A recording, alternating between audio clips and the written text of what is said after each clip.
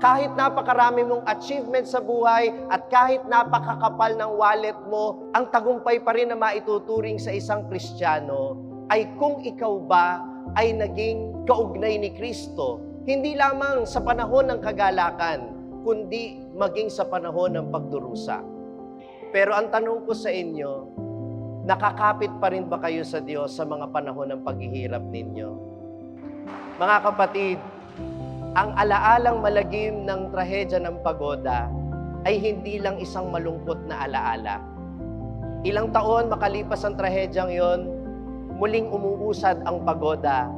Bilang paalala sa atin, hindi humihinto ang buhay natin sa isang trahedya. May madilim man tayong nakaraan. Uusad at uusad tayo sa buhay.